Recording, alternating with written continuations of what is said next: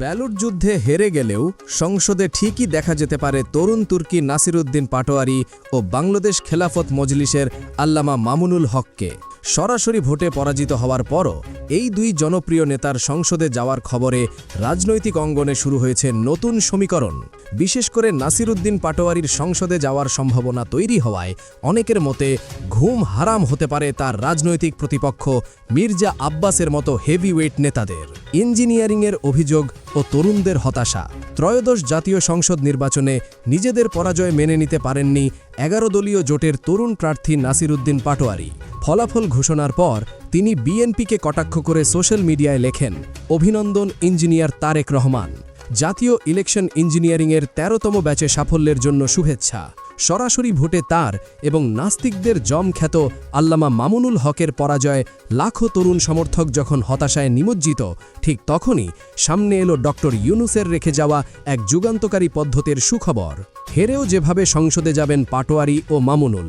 সাধারণত নির্বাচনে হারলে সংসদে বসার সুযোগ থাকে না, কিন্তু ডক্টর মোহাম্মদ ইউনূসের সংস্কার করা দ্বিকক্ষ বিশিষ্ট সংসদ ব্যবস্থায় এই সুযোগ তৈরি হয়েছে।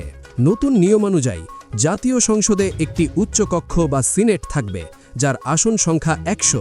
এই কক্ষের সদস্য নির্বাচিত হবে সংখ্যানুপাতিক বা পিআর পদ্ধতিতে।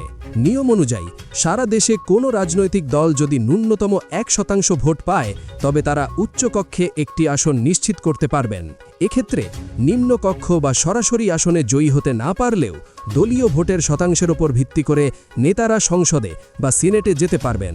এনসিপি ও খেলাফত মজলিস যেহেতু উল্লেখযোগ্য ভোট পেয়েছে, তাই তাদের শীর্ষ নেতাদের সিনেট সদস্য হিসাবে সংসদে যাওয়ার পথ একেবারেই পরিষ্কার। সিনেটের ক্ষমতা ও নতুন রাজনৈতিক সমীকরণ।